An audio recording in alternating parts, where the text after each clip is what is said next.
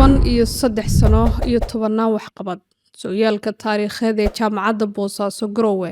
13 sano ka hor waxaa dhidibada loo taagay Jaamacadda Boosaaso Garowe, taasi oo taabisay ku tacabtay oo ay ku tisqaadeen kumanaan dhalinyaro Soomaaliyeed ah, kuwaasi oo dhammaantood dalkooda, dadkooda iyo diintooda u tibaaxaya taxanaha aqooneed ay ka dhexleen Jaamacadda Boosaaso Garowe. Daaladhac, dulqaad iyo dadaallo isdaba jooga kadib 3 qol, 3 maamul ah iyo 3 macallimiin ah, 40 arday iyo 1 xafiis kadib, waxay Jaamacadda Boosaaso Garowe ku tallaabsatay guulo midho dhal ah. Waxay maanta leedahay 3 xarumood oo waaweyn oo ay ka baxeen kumanaan aqoon-yahan oo wax ku bartay, maxsuulkoodana ay mahadiyeen bulshada iyo ubaxa waddankeena mustaqbalkiisana u tiraabaya kalkooda oo ay ka aflixeen jaamacadda. Daqiiqado kooban oo tirsan waxaan dul istaagi doonaa waxqabad gun weyn oo ay Jaamacadda Boosaaso Garowe ka gungaadhay muddadii ay jirtay, kaasi ku qotomi doona dhinacyadan: 1. Arrimaha waxbarashada.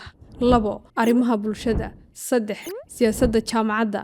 4. Hirgelinta xarumaha daraasaadka sare. Qodobadan iyo qodobo kale ayaan ku gorfayn doonaa inta uu socdo muuqaalku. Waxaan isbarbar dhigi doonaa shalay iyo maanta isbeddelka taabagalka ah ee ay hanatay jaamacaddu. Arrimaha waxbarashada. Si loo kobciyo garaadka iyo aqoonta dhalinyarada Soomaaliyeed, waxaa jaamacadda aasaaskeeda barbilow u ahaa halku-dhiga guulaystay ee dhisidda bulsho fiyow, Building Better Community, taasi oo macnaheedu yahay helidda bulsho aqoon leh, khibrad leh, waayo arag ah, sida ugu habboon ee xalka loogu heli karo mushkiladaha dalka ka jira, looguna hogaamin lahaa horumar iyo badhaadhe. 13 sano kadib, Jaamacadda Boosaaso Garowe waxaa ka aflaxay kumanaan kun oo arday ah oo dalkooda maanta u adeegaya, iyagoo bilowgoodii waxbarasho qaarkood ka helay jaamacadda waxbarasho bilaash ah, scholarship. Waxaana taasi caddaynaysaa in jaamacadda yoolkeeda koowaad, labaad iyo saddexaadba yahay helidda bulsho aqoon leh. Si taasi loo gaadhana, waxay ardayda ka hor leexisay caqabadaha dhaqaale ee ka hor istaagi kara waayahooda waxbarasho.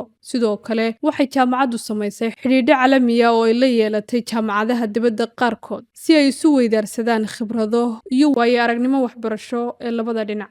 Doorka arrimaha bulshada ee jaamacadda.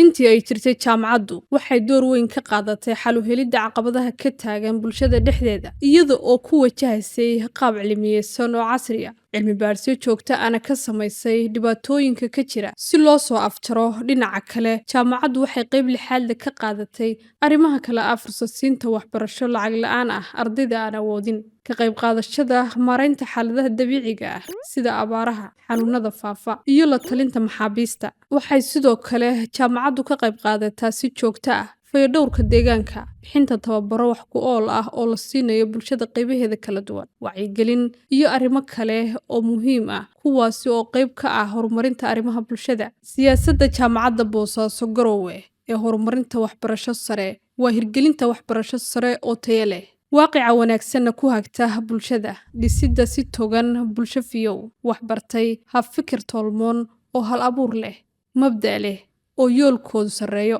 nabadda iyo horumarkana u taagan goor walba. Hirgelinta xarunta daraasaadka sare ee mastarka. Jaamacadda Boosaaso Garowe waxay mustaqbalka dhow iyo kan fogba ku taamaysaa in ay soo saarto xirfadlayaal ku hubaysan aqoonta diiniga iyo tan maadigaaba, kuwaasi oo si firfircoon qayb uga noqonaya hogaaminta dalka, horumarinta bulshada iyo xal u helidda mushkiladaha ka taagan adduunkan xadaaradda casriga midaysay. Si taasi loo gaadho, waxay jaamacaddu marba marka ka dambaysa xoojisaa siyaasadeeda ku aadan sare u qaadidda tayada waxbarashada iyo hal abuuridda ahdaaf cusub, taasi oo ay daliil u tahay kordhinta heerka labaad ee waxbarashada sare ee master degree oo ay ka hirgelisay caasimadda dowladda Puntland ee Garowe sanadkii 2024. Jaamacadda Boosaaso Garowe waxaa ka go'an hogaaminta waxbarasho sare oo tayo leh, helitaanka hal abuur cusub oo waxbarasho, dhisidda bulsho waxbaratay oo waaqici ah, waxayna cid kasta oo doonaysa waxbarasho sare ku soo dhaweynaysaa deegaan u diyaarsan waxbarashada, barayaal khibrad durugsan u leh takhasuskooda, maamul iyo hogaamiyeyaal u carbisan hagidda ardayda iyo aqoon-yahanka kordhisanaya khibraddiisa.